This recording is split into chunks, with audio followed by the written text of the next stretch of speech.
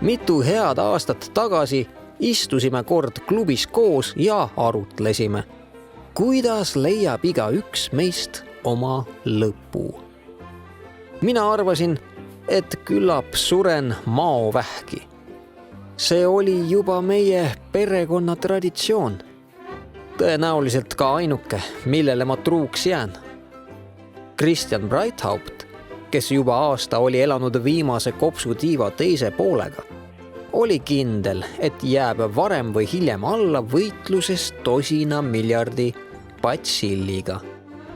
Ei olnud helgem seegi, millisena ülejäänud mehed oma elu lõppu ette kujutasid.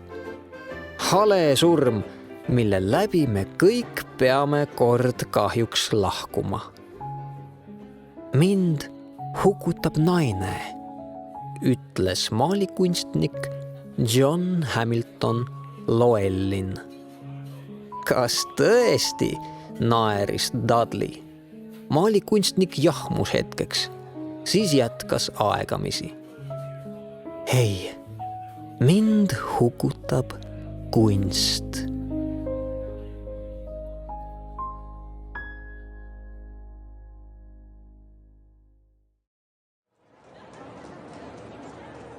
Järgmisel päeval sõitsin Londonist ära ja naasin alles 5 aasta möödudes.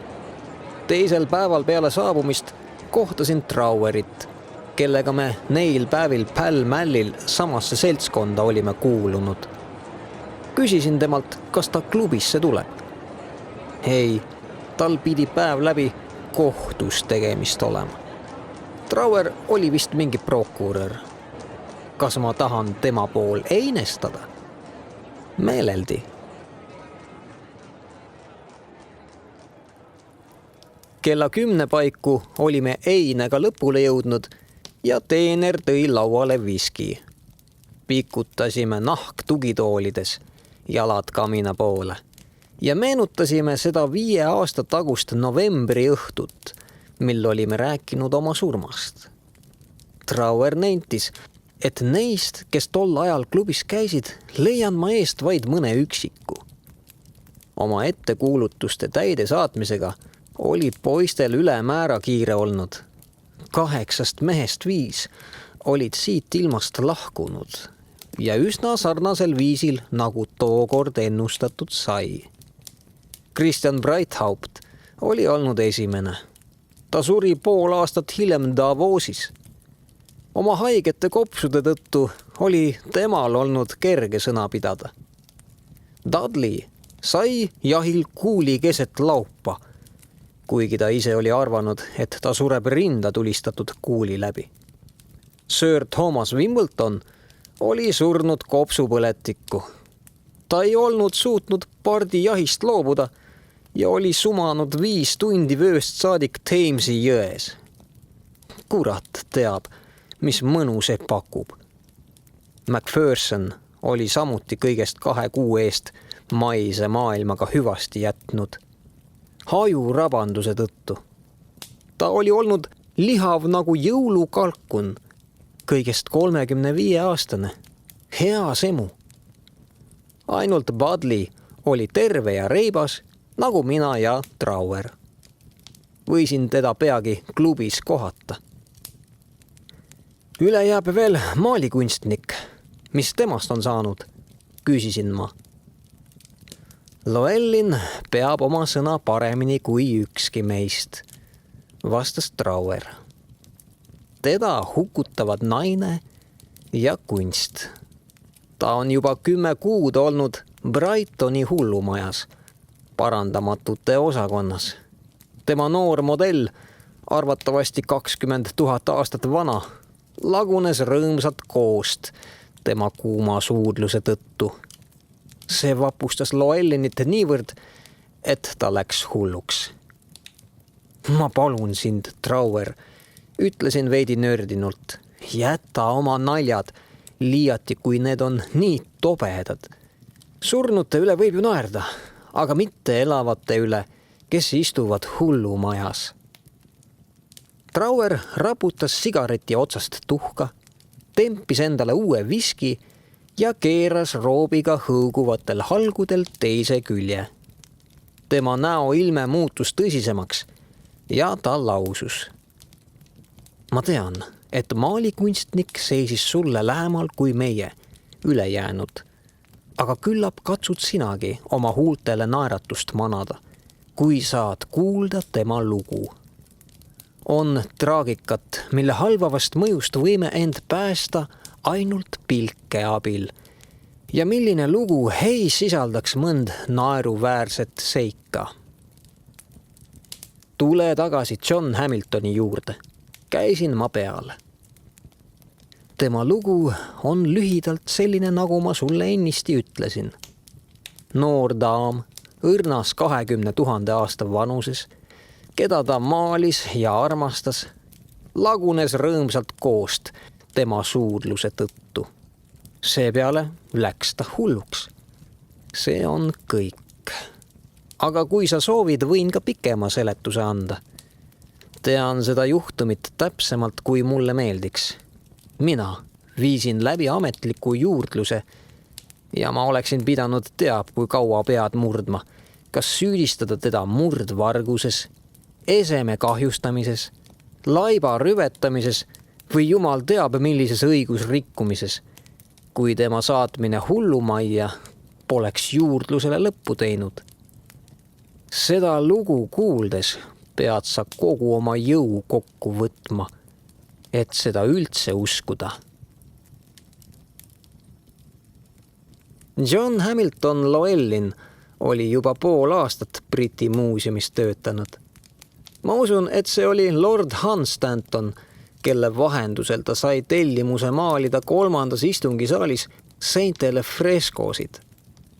Ta jõudis vaevalt valmis ühe seina. Töö on ikka veel lõpule viimata. Ei ole ju kerge leida kedagi, kes suudaks teda asendada. Llewellynil oli talenti ja lisaks veel fantaasiat. Ja just see viiski ta hullumajja. Sel ajal sai Briti muuseum hindamatu väärtusega saadetise. Kindlasti lugesid sa mõne aasta eest sõnumit, mis ilmus tollal kõigis ajalehtedes ja äratas kogu maailmas tähelepanu. Lamuti ja Jukakiirid olid leidnud ühes jäälõhes Kolumaa rajoonis Berezovka küla lähedal täiskasvanud ja peaaegu täiesti terve mammuti. Ainult tema lont oli veidi kahjustatud. Ja Kutski kuberner oli sellest kohe pikalt ja laialt teatanud Peterburi. Keiserliku teaduste akadeemia palvel saatis valitsus maa kõige kaugemasse kirdenurka tuntud teadlase Otto Hertzi, Peterburi zooloogia muuseumi konservaatori, samuti venelase Aksakovi ja sakslasest preparaatori Pfitzenmeieri. Ja neil õnnestus 4 kuud kestnud reisi ja 2 kuud väldanud töö järel see tohutu suur jääpank koos veeuputuseelse paksunahalisega vigastamatult Neeva linna tuua. Mammut on tsaari muuseumi kõige särava mehe, maailma ainuke eksemplar sellest liigist meie ajal. Ma mainin lisaks, et kogu too kant on täis seesuguseid hiigelolendeid, kui neid arusaadavatel põhjustel esineb ka ainult tükkidena. Siberi legendides kutsutakse neid mammantua, see tähendab hauakünkad, ja seal arvatakse, et nad on hiiglaslikud maa sees elavad loomad, kes muti kombel tuhnivad ja päevavalgele tulles kohe surevad. Hiina vandlitööstus kasutab juba aastatuhandeid peaaegu eranditult Siberi pinnasest leitud mammuti võhku.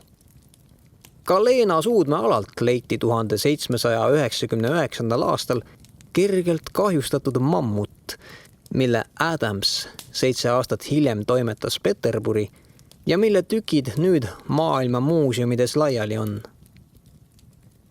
Veidi aega pärast seda ekspeditsiooni sai Briti muuseumi juhtkond salapärase kirja, mille saatja kutsuti jalamaid Londonisse.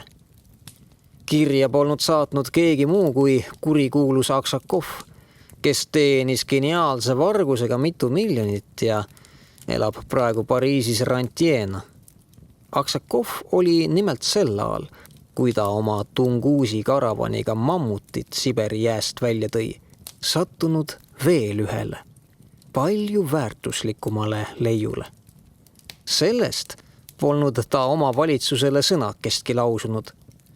Ta jätnud oma aarde sinna lebama, kus see juba mitu tuhat aastat oli lebanud ja naasnud koos oma paksunahalisega rahumeeli Peterburi.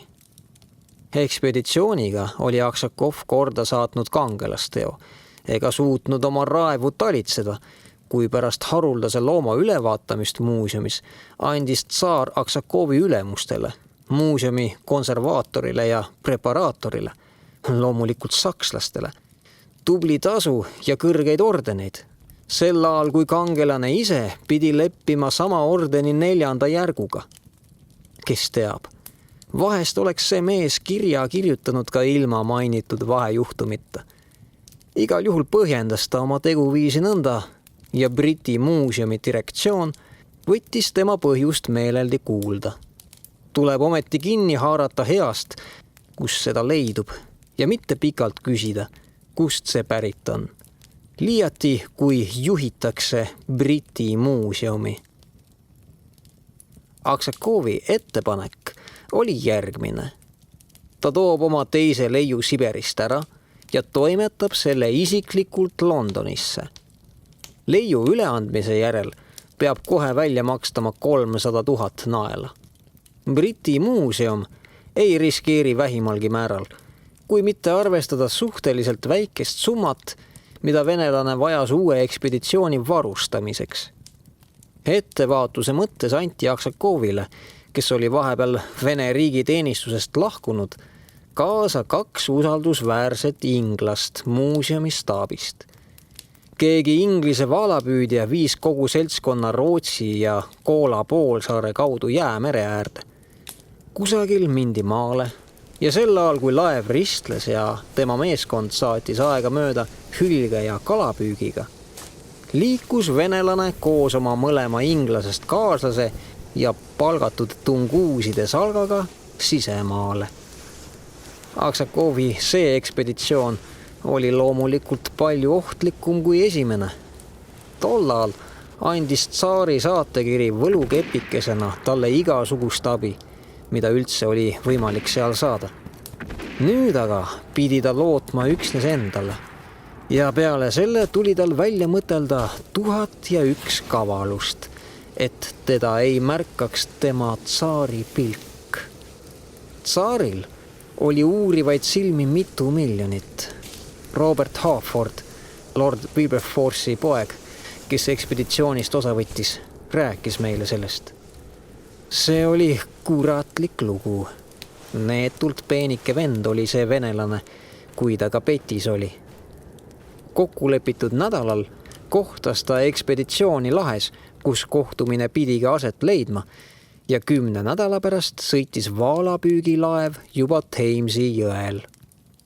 Saladust oli nii hästi varjatud, et isegi mitte ükski meeskonna liige ei teadnud, mis neil tegelikult pardal leidus.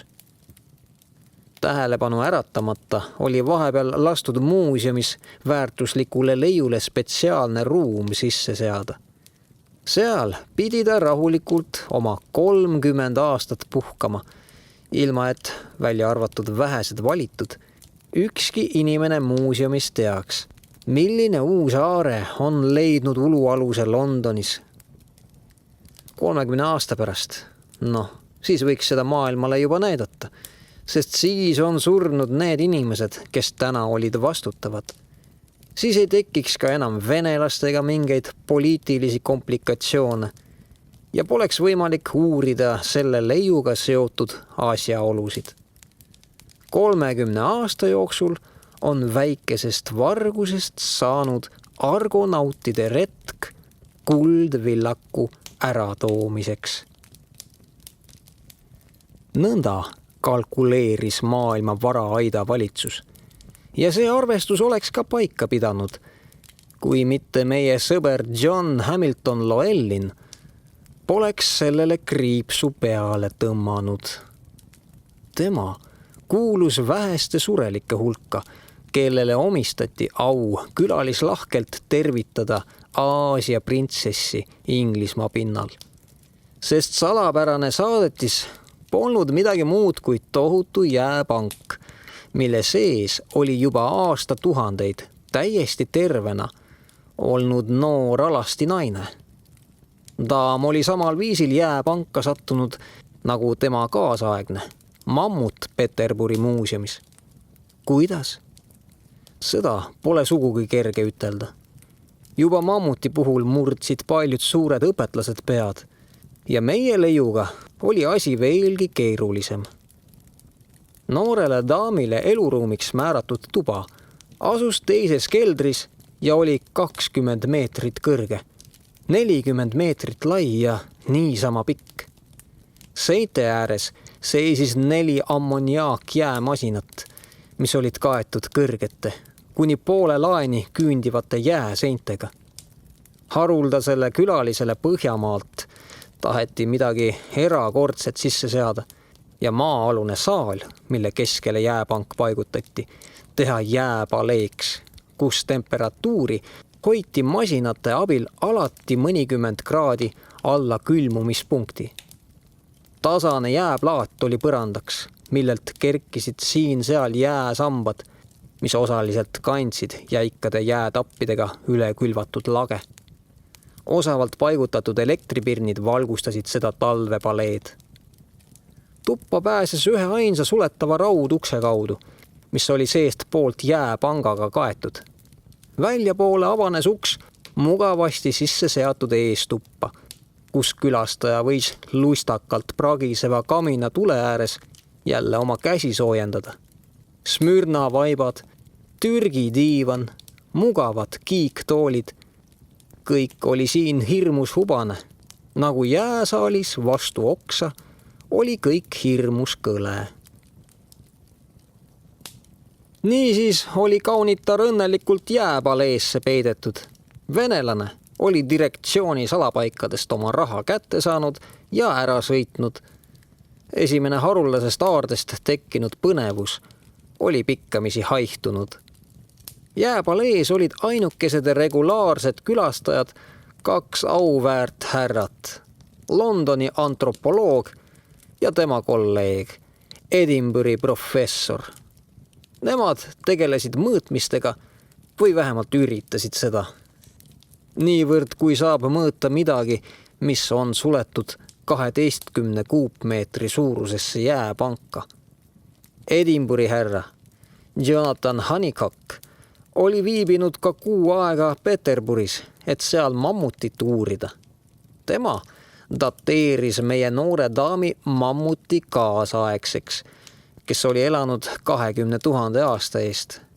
Ta kinnitas pühalikult, et mõlemad olid ühel ja samal tunnil jäise haua leidnud.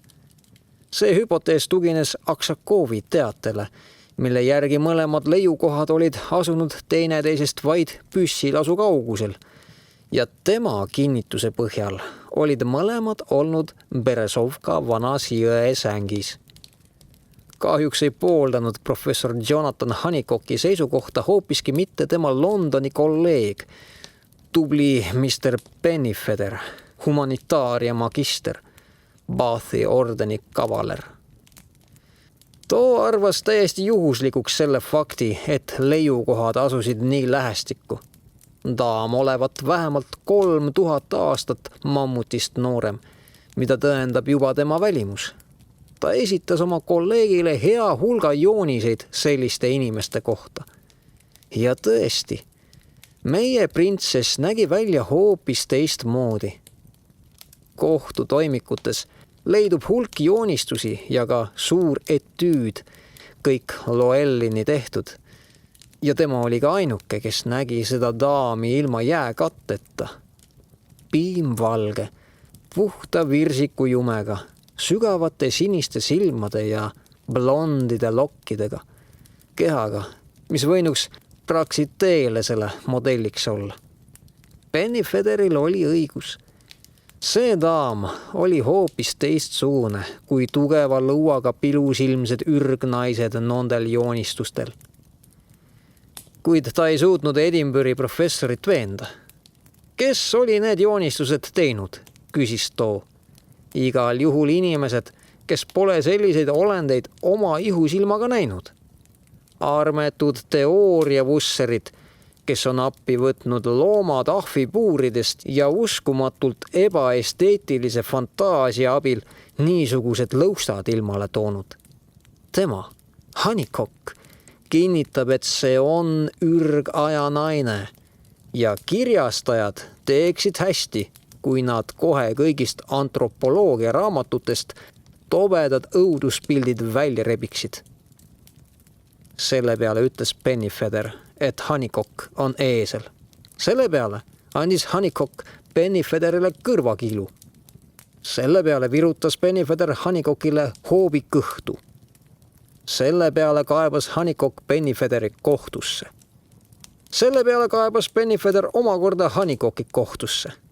Selle peale mõistis kohtunik nii Pennyfeatherile kui ka Honeycockile 10 naela rahatrahvi ja Briti muuseumi direktsioon sulges nii Pennyfeatherile kui ka Honeycockile oma uksed. Pärast seda väikest episoodi sai Siberi neitsi peale tükkivatest külastajatest mõni aeg rahu. Siis aga tuli üks, kelle külaskäigud osutusid ühe võrra saatuslikuks nii daamile kui ka külastajale endale. Ma juba mainisin sulle, et John Hamilton kuulus nende väheste hulka, kes nägid pealt jääprintsessi toomist muuseumi. Sel puhul tehti ka mõned fotograafilised jäädvustused, mis aga suuremal või vähemal määral nurjusid. Jääpantser murdis valguskiiri niimoodi, et plaadile ilmusid sellised moonutused ja grimassid, mille tõttu nägi noor daam välja nagu figuur kõverpeeglite saalis. Siis palusidki mõned härrad direktsioonist Loellini, et ta katsuks sellest noorest naisest joonistust teha. Kuna ta ise oli väga huvitatud, siis tuli ta sellele soovile meeleldi vastu ja joonistas jääpalees mitu korda ühe või teise muuseumi ametniku juuresolekul. Tegelikult ongi Loellinil õnnestunud mingil moel erakordselt õnneliku pilguga seda habrast kaunitari jäädvustada, sest need joonistused on lausa silmatorkavalt ilmekad. Kuid nende maalimisseansside kestel pidi miski Hamiltonis muutuma. Hiljem ülekuulamistel tunnistasid ametnikud, et algul polnud nad midagi erilist tähele pannud. Seevastu aga oli neile viimastel seanssidel silma torganud, et maalikunstnik oli ühtki joont tõmbamata jääprintsessi ainiti vahtinud. Ja kui ta külma tõttu veel vaevalt suutis pliiatsid sõrmede vahel hoida, siis ei tahtnud ta ka keelitamise peale töötamist katkestada, vaid püüdis suure tahte jõuga joonistust lõpule viia. Viimastel seanssidel oli ta ametnikke palunud ja otse sundinud, et nad läheksid eestuppa. Ametnikud polnud selles leidnud algul midagi võõrastavat ja olid pidanud seda üksnes maalikunstniku liialdatud armastusväärsuseks, kes soovitas neile kole külma jääpalee asemel õdusat sooja eestupa.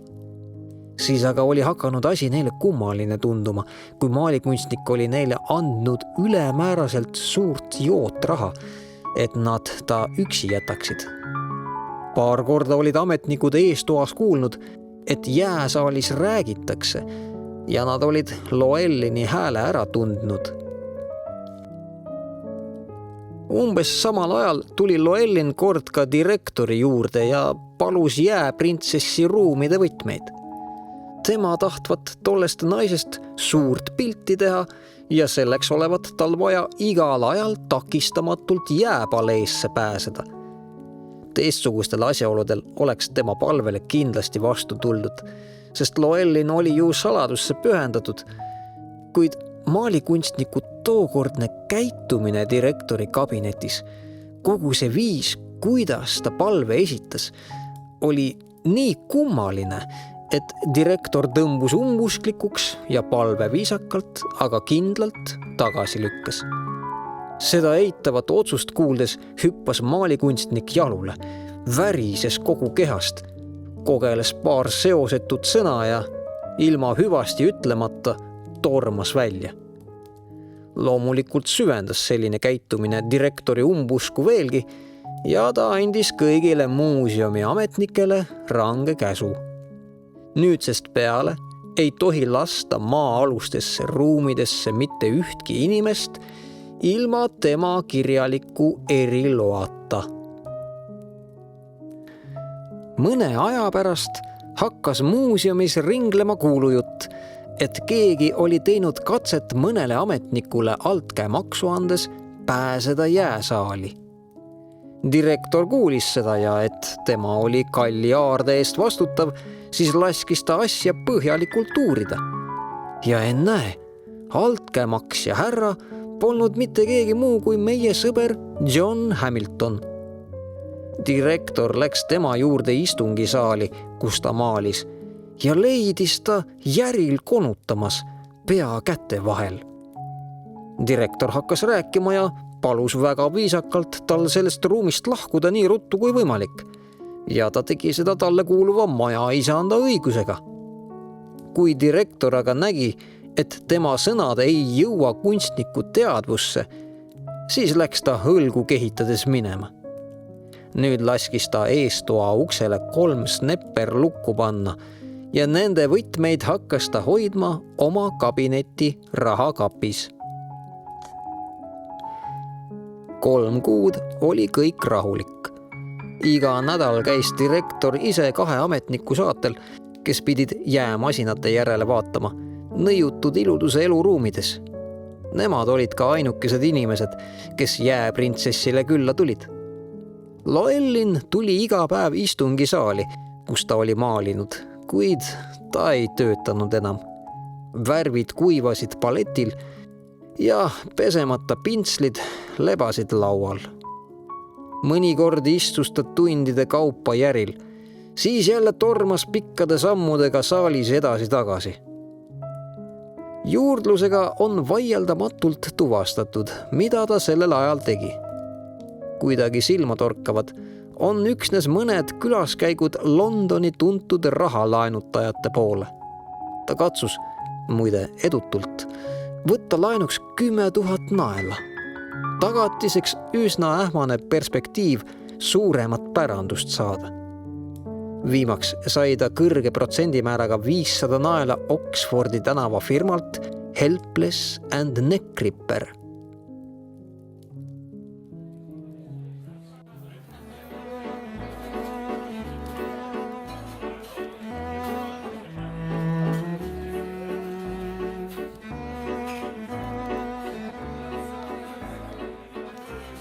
Ühel õhtul ilmus Hamilton pärast pikka vaheaega jälle klubisse. Nagu hiljem tuvastati samal päeval, mil ta oli raha saanud. Ta tervitas mind moka otsast ja küsis, kas Lord Illingworth on siin. Illingworth, nagu sa tead, on ju kõige fanaatilisem kaardimängija kõigis 3 kuningriigis. Kui Llewellyn kuulis, et Lord tuleb arvatavasti alles hilja õhtul klubisse, võttis ta vastu minu kutse õhtust sööma minna. Kuid lauas oli ta nii vaikne, et see torkas silma nii mulle kui ka teistele, kes koos meiega õhtustasid. Hiljem ajasime juttu jahisaalis. Llewellyn oli nii närviline, et see lausa masendas. Lakkamatult vahtis ta ukse poole, niheles oma klubitoolis ja jõi 1 viski teise järel. Kella 12 paiku hüppas ta jalule ja jooksis vastu Illingworthile, kes parajasti sisse astus. Te võlgnete mulle revanši, hüüdis ta lordile. Kas te tahate täna minuga mängida? Aga muidugi, naeris lord. Kes lööb kaasa? Loomulikult oli sealsamas Standerton, ka Crawford ja Budley. Me läksime mängutuppa. Sel ajal, kui teener pokkerikaarte tõi, küsis Illingworth. No, kui palju te tahate täna kaotada, Hamilton? 1000 naela sularahas ja selle, mille tõttu ma teile partneriks sobin, vastas maalikunstnik ja tõmbas rahataskust pangatähed lagedale. Ilmselt oli ta peale liigkasuvõtja raha kaasa võtnud kõik, mis tal oli. Budley koputas talle õlale. Sa oled hull, mu poiss. Sinu olukorras ei mängita nii kõrgelt. Jäta mind rahule. Ma tean, mida ma tahan. Ma kas võidan täna õhtul 10 000 naela või mängin maha kõik, mis mul on. Palju õnne, naeris Illingworth. Kas te tahate segada, Crawford? Ja mäng algas. Hamilton mängis nagu laps. 3/4 tunniga oli ta oma raha viimase pennini kaotanud. Ta palus Budleylt 100 naela, mida too ei saanud talle keelata, sest ta ise oli peaaegu kogu aja võitnud. Llewellyn mängis edasi ja oli veerand tunni pärast jälle lage. Sedapuhku tahtis ta minult raha saada. Ma ei andnud talle midagi, sest olin veendunud, et ta kõik ikkagi maha mängiks. Ta nurus ja anus, kuid ma jäin kindlaks. Hamilton astus mängulaua äärde tagasi, vaatas veel ivake aega pealt, viipas käega ja läks välja. Kuna mäng mind enam ei huvitanud, läksin lugemistuppa. Ma lugesin veel paari ajalehte ja tõusin siis püsti, et koju minna. Sel ajal, kui teener mulle mantlit selga aitas, tormas Llewellyn garderoobi ja viskas oma kübara varna. Ta märkas mind ja küsis, kas sees veel mängitakse? Ma ei tea, ütlesin. Vaevalt oli ta seda kuulnud, kui ta pikkade sammudega mängusaali ruttas. Võtsin mantli jälle seljast ja läksin talle järele. Hamilton istus juba mängulaua ääres ja tema ees lebas umbes 200 naela. Nagu ma hiljem teada sain, oli ta sõitnud Royal Yacht Clubi, kus ta oli kuni järgmise päevani saanud raha laenuks Lord Hendersonilt. Nüüd saatis teda ilmne mänguõnn. Kuna aga panused olid suhteliselt väikesed, siis oli tal ikkagi tunni aja pärast vaevalt 1000 naela enda ees. Ta luges mitu korda rahatähti ja torises endamisi. Lord Illingworth naeris. Tema üldtuntud mänguõnn tuleneb sellest, et enamasti on ta kõige rahakam mängija.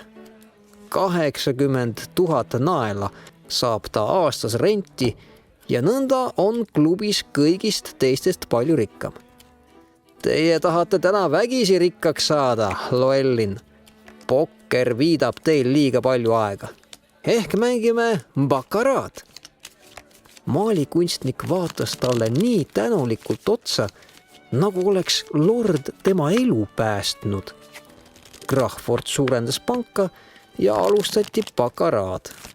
Hamiltonist õhutatuna oli lord aegamisi hoogu sattunud ja panused läksid aina suuremaks ja suuremaks. See ei ole just ilus, oma raha ikka ja jälle üle lugeda, torises Budley. Ma tean, vastas Hamilton häbelikult nagu koolipoiss. Aga täna ma pean seda tegema. Ja ta luges raha nobedasti edasi. Ta kaotas ja võitis, kord oli tal juba 8000 koos. Kuna teised jäid tagasihoidlikkuse piiridesse, siis kujunes mäng viimaks maalikunstniku ja vahepeal panka pidama hakanud Lord Illingworthi duelliks. Hamilton luges jälle oma raha üle. Ta oli just paar tõhusat summat võitnud. Veel 50 naela, pomises ta. Aga seda 50 naela ta ei võitnudki. Üks kaart teise järel tõi edu tema vastasele ja varsti oli ta jälle vaene nagu kirikurott. Mäng lõpetati ja härrad läksid välja. Üksnes Llewellyn jäi istuma. Ta jõllitas kaarte, mis laiali paisatult laual lebasid ja trummeldas oma portsigari kaanel. Äkitselt tuli lord tagasi ja koputas talle õlale. Hamilton hüppas jalule.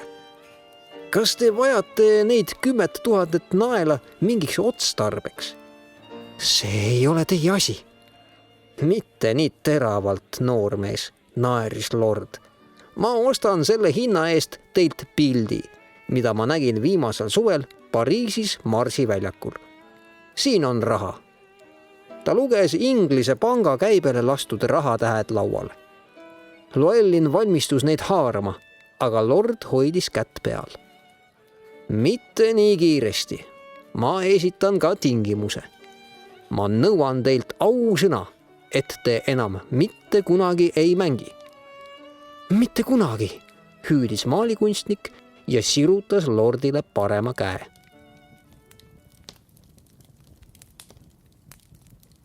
Ta pidas oma sõna, nagu ka seda, mille ta oli andnud lord Hendersonile, kellele ta hommikul tema raha tagasi saatis. 2 päeva hiljem seisin ebameeldiva paratamatuse ees. Pidin laskma toimiku kaanele kirjutada. Kontra. John Hamilton Llewellyn ja kaaslased. Juurdlustaotlus tuli Briti muuseumi direktsioonilt. Peale meie sõbra oli see suunatud ühe meesmodelli ja alama muuseumi ametniku vastu. Viimane tabati otse kohe, aga teisel, varem 10 kordi kohtulikult karistatud ning tulest ja veest läbi käinud noormehel, oli õnnestunud plehku pista. Ametnik tunnistas kõik täielikult üles. Talle oli Llewellyn andnud altkäemaksuks 2000 naela, mille ta muide oli targu kindlasse kohta paigutanud. Selle eest, et ta oma öövalve ajal silmi lahti ei hoia. Tema aga olevat sellega nõustunud alles siis, kui maalikunstnik oli käsi piiblil vandunud, et ta sealt mitte midagi ei varasta. Õhtul kella 9 paiku oli maalikunstnik koos ühe mehega, keda ta Jackiks kutsus, muuseumi juurde tulnud. Tema oli neile ukse avanud ja nad olid direktori büroosse läinud. Ukse oli mainitud Jack vale võtmega avanud, siis oli ta taskust suure hulga võtmeid ja ukse linke lagedale toonud ja katsunud rahakappi avada. See olevat ilma suurema vaevata korda läinud, sest kapp oli väga vana, puuduliku süsteemiga. Kapist oli maalikunstnik ainult võtmed kaasa võtnud. Siis oli kapp jälle suletud. Nüüd olid kõik 3 alla keldrisse läinud. Seal olid nad jääpalees nepperlukud lahti keeranud ja ees tuppa sisenenud. Maalikunstnik oli käskinud kaminasse tule teha ja varsti oli ruumi täitnud hubane soojus. Sel ajal, kui Jack seadis üles kokku käiva molberti ja maalikasti, mis ta oli kaasa toonud. Siis oli maalikunstnik talle lubatud rahasumma kätte andnud ja Jackile veel rohkem raha. Kui palju just, seda ametnik ei teadnud. Igal juhul oli see lord Illingworthi summa viimane osa, sest Hamiltoni taskutest ei leitud enam shillingitki. Maalikunstnik käskis siis mõlemal teda üksi jätta. Nad läksid välja ja tema keeras ukse seest poolt lukku. Mõlemad kaaslased läksid portier looži ja jõid seal oma hea teenistuse peale 2 paar klaasi grokki. Viimaks see meesmodell lahkus, ent ametnik magas õiglase und, kuni teda hommikul tuldi välja vahetama. Ta läks koju, magas veel paar tundi ja mõtles siis rahulikult järele, mida nüüd tuleks teha. Välja tuleb kogu see lugu päris kindlasti, varem või hiljem. Ja minema kihutatakse ta ka päris kindlasti. Aga muidu, ta polnud ju teinud mitte midagi, mis võinuks teda seadusega konflikti viia. Varastatud polnud kindlasti mitte midagi, sest seda tagas talle maalikunstniku püha vanne. Igaks juhuks toimetas ta enne kõik oma raha kindlasse kohta. Siis võttis ta istet laua taga ja kirjutas mõnusasti kirja direktsioonile, millest ta kõik kenasti selgeks tegi. Selle kirjatüki viis ta ise Briti muuseumi. See oli õhtupoolikul kella 5 paiku. Direktor kavatses just hakata koju minema. Ta luges kirja, veendus, et võtmed on rahakapist kadunud, ja tormas paari ametniku saatel alla keldrisse, et näha, mis on juhtunud. Aga snepperlukkudega rauduks pidas vastu. Direktor laskis kohale kutsuda Luksepa ja saatis vahepeal ka politsei järele. Mitu tundi rassiti raudkangide ja sepa vasaratega. Lõpuks suudeti uks hingedelt maha tõsta ja see kukkus mürtsatades ees tuppa. Vastu lõi kohutav vinetis, mis esimesel silmapilgul pani kõiki nagu uimaseks löödult tagasi tõmbuma. Direktor kattis taskurätikuga suu ja nina, siis jooksis ta läbi eestoa jääpaleesse, teised tema kannul. Jääpank oli keskelt lõhki aetud ja selles asunud noorik kadunud. Seal kostis ühest nurgast kaeblikku vingumist, milles vaevalt võis inimhääle ära tunda. Jäässe kiilutuna, peaaegu surnuks külmununa, hangunud veri näol ja kätel, särgi varrukatel ja puruks kistud riietel peitus seal John Hamilton Llewellyn. Silmad jõllitasid ta lainiti ja hammaste vahelt tilkus vahtu. Suuri vaevu sikutati ta jää seest välja. Kõigile küsimustele vastas ta lalinaga. Kui teda taheti eestoa kaudu välja toimetada, kisendas ta nagu sõge ning vehkis käte ja jalgadega. 4 meest pidid teda kandma. Kui nad aga ukse lähedale jõudsid, kiskus Llewellyn end kohutava möirge saatel jälle vabaks ja sööstis kõige kaugemasse nurka. Hullumeelne hirm eestoa ees andis poolenisti ära külmunud, peaaegu elutule kehale sellise energia, et politseinikele ei jäänud muud üle, kui tema käed ja jalad köidikusse panna ja teda nagu puunotti välja kanda. Aga ikkagi kiskus ta end veel ukse ees kohutava röökimisega lahti ja kukkus põrandale. Tema pea kolksatas vastu jääd ja ta kaotas teadvuse. Ainult nõnda oli võimalik teda haigemajja ja sealt 4 kuud hiljem Brightoni hullumajja parandamatute osakonda toimetada. Ma külastasin teda kord seal. Ta näeb hale välja. Mõlemad kõrvad ja 4 vasaku käe sõrme on külm ära võtnud. Korisev köha, mis iga veerand tunni tagant tema keha raputab, näitab selgesti, et ta sai sellel kohutaval ööl ja järgnevatel tundidel jääpalees tiisikuse, mis ta loodetavasti varsti hauda viib. Kõnevõimet pole ta tagasi saanud. Ei ole tal ka ühtki selget hetke olnud. Teda piinab jälitusmaania nii päeval kui ka ööl ja nõnda ei saa teda hetkekski järelvalveta jätta. Mis siis juhtus tollel ööl Briti muuseumi võlvialustes? Ma olen ränka vaeva näinud. Kõiki momente, isegi kõige uskumatumaid, olen ma kokku otsinud, et selget pilti saada.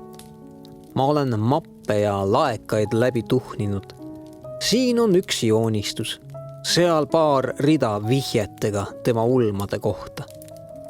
Loomulikult põhineb ka veel palju hüpoteesidel, kuid ma usun, et ma pole liiga palju ekslikke järeldusi teinud. John Hamilton Llewellyn oli fantast või siis filosoof, mis tähendab seda sama. Mitu aastat tagasi kohtasin teda ühel õhtul tänaval, kui ta parajasti troskasse hüppas. Ta sõitis tähetorni juurde ja ma saatsin teda. Ta oli seal poisipõlvest saadik sageli käinud. Ja nagu kõigil astronoomidel, nii olid ka temal aja ja ruumi mõisted paigast nihkunud. Astronoom näeb 1 sekundis 1 tähte mitu miili lendamas. Kohutavad suurused, millega tema arvutab, nüristavad meeled meie maapealse elu armetult pisikese silmapiiri tajumiseks. Juhtub see tähtede vaatleja kõigele lisaks olema kunstnik, kellel on talenti ja fantaasiat, nagu Hamiltonil. Siis võtab tema hinge heitlus mateeriaga hiiglaslikud mõõtmed. Kui sa nüüd läbi vaatad tema pärandi, mille Budley on omandanud, siis ainult sellelt vaatekohalt võid sa tema tähelepanuväärsetest piltidest aru saada. Nõnda oli Hamilton läinud läbi elu, lõpmatuse luupainaja rinnal. Kõiges nägi ta sekundi tolmu, nii porilombis kui ka ilusaimas lihast ja verest inimeses. Ja see mõte kaitseski teda vaimse reaktsiooni eest, mida tavatsetakse nimetada armastuseks. Kuigi rohkem kui üks ilus naine ennast blondile, unistavate silmadega maalikunstnikule lausa pakkus. Palun. Aga Hamilton ütles, tänan, ja jätkas unistamist. Et teda vallutada, pidi suurim ebatõenäosus tõeks muutuma. Pidi tulema iludus, kes oli niisama palju kõrgemal aja ja ruumi kohal nagu tema ise. Ja see suurim ebatõenäosus muutuski tõeseks. Otsiv rüütel leidis keset udust, haisvat Londonit, okas roosikese, nõiutud printsessi. Mis nüüd? Ilus noor naine, kes oli elanud mitme 1000 aasta eest kusagil Siberis, oli tulnud oma täiuslikkusest tema juurde Londonisse, et talle modelliks olla. Tundus nagu heidaks jääprintsess talle pikki, õrnu pilke, ripsmeid väristamata. Mida see noor daam siis tahtis? Jah, ta oli üle tohutu ajavahemiku siia tulnud, et leida Hamiltoni.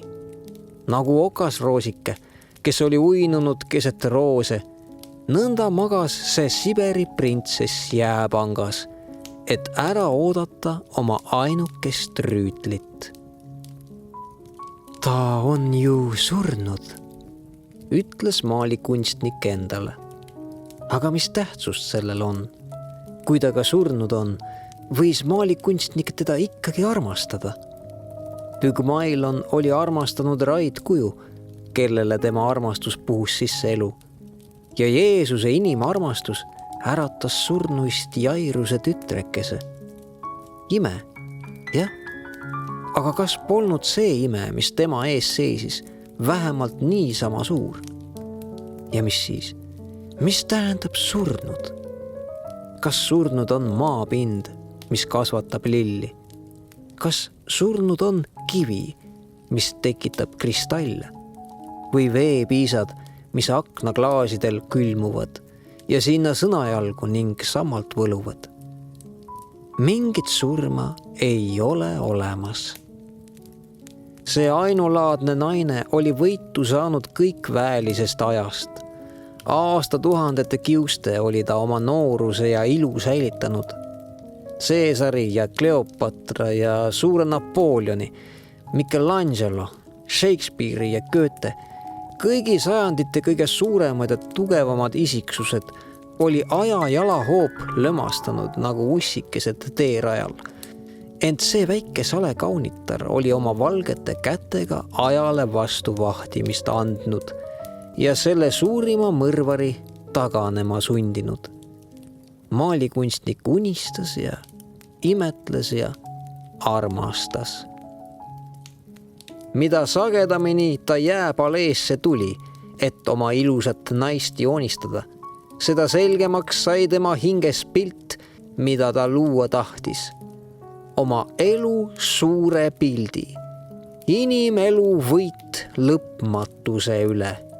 See oli selle naise missioon, seepärast oli see naine tema juurde tulnud.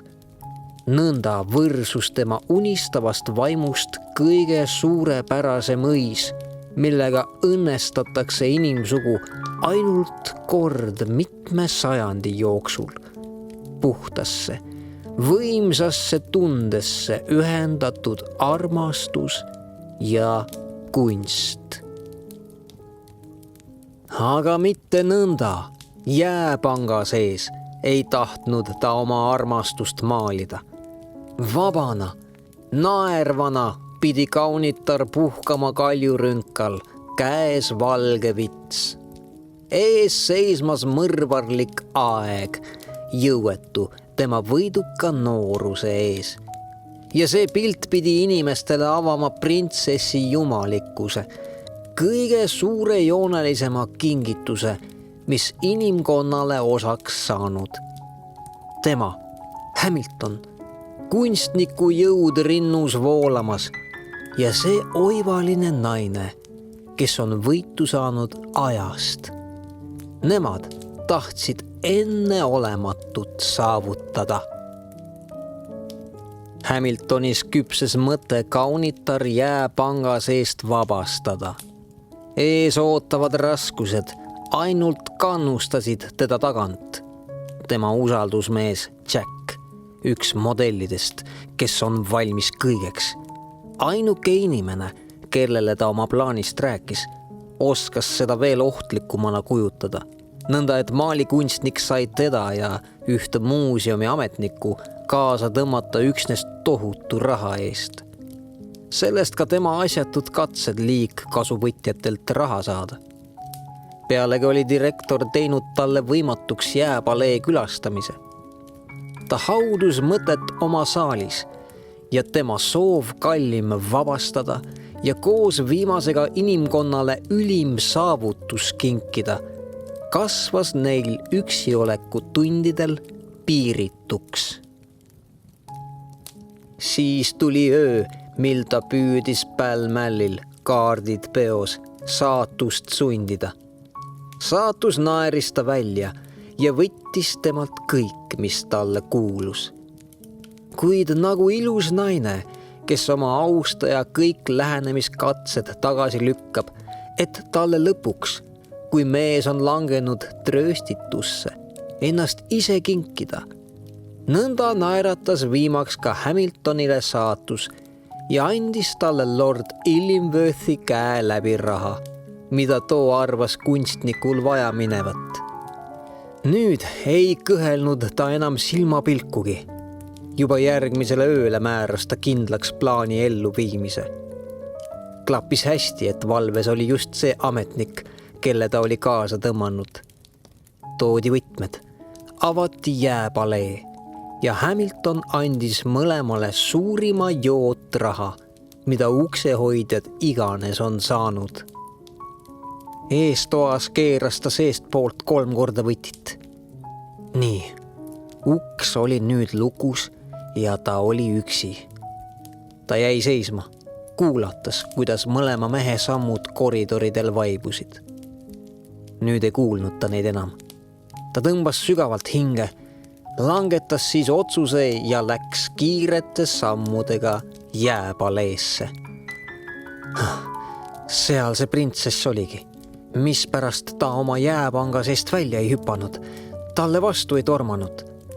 Aga naise silmad näisid teda vaatavat ja nüüd, kas printsess talle mitte ei viibanud?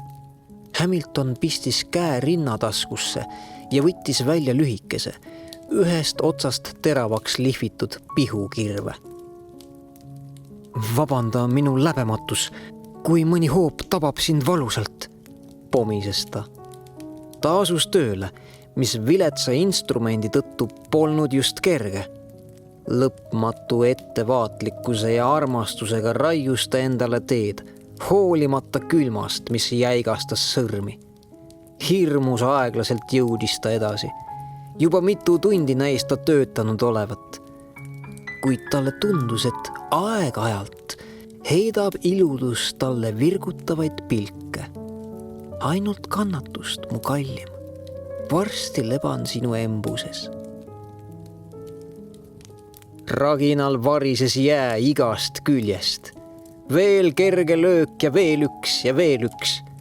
Hamilton kartis hetkeks, et äkki kleepuvad juuksed ja ihukarvad jää külge.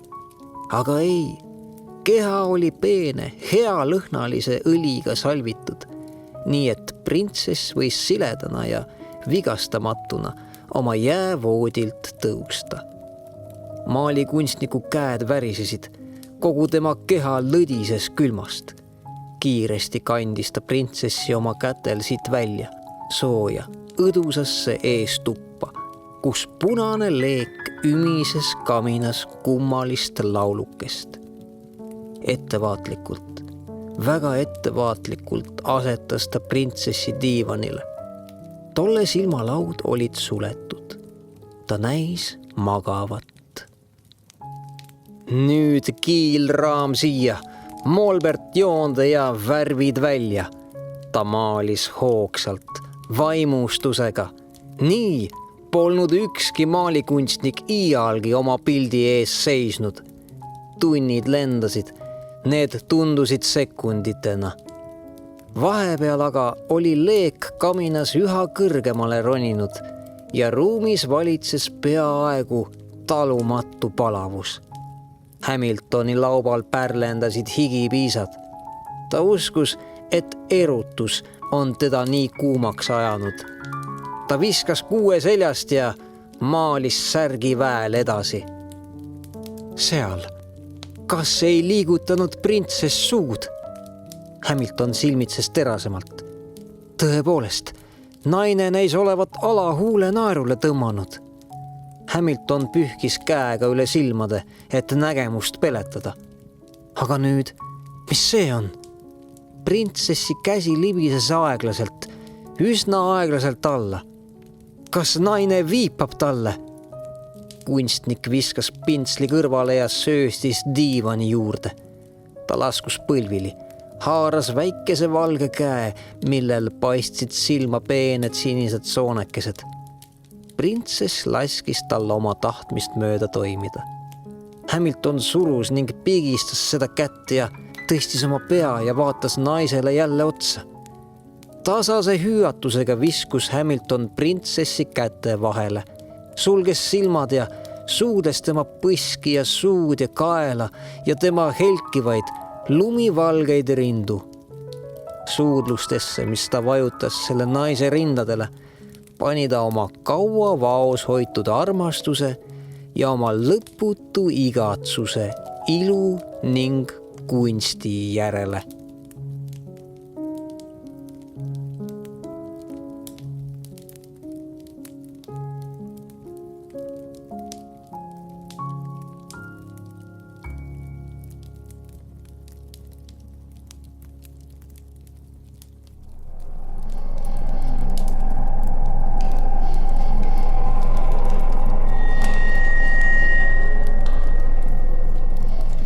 Kõrghetkele järgnes midagi õudsat.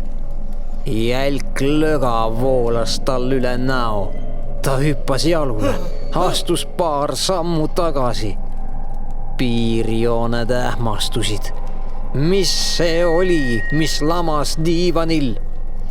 Vastik, talumatu lehk hoovas talle vastu, mis punastes tuleleekides näis kuju võtvat ja laguneva laiba lögast kerkis kohutav vaim, kes sirutas oma polüübihaarmed tema suunas.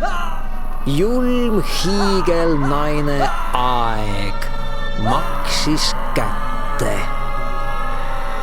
Hamilton tahtis põgeneda, tormas ukse juurde. Võtmed! Ta ei leidnud neid. Rebis ja kiskus ust, tõmbas puruks oma käed, viskus peaga vastu ust, nii et veri taga. Rauduks jäi liikumatuks. Ikka võimsamalt, ikka vägevamalt kasvas kõrgusesse kohutav viirastus. Juba tundis Hamilton, kuidas tolle sõrmed talle ninna ja suhu tungivad. Ta röökis nagu sõge, tormas teise ukse juurde, jääpaleesse, kus ta end haletsusväärses surmahirmus kõige kaugemasse nurka pressis.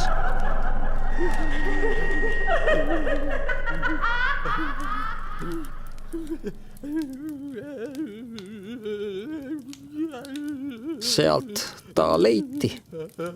Vaene, hullunud mehike, kes oli kord uskunud, et ta võib lõpmatuse jalge alla tallata.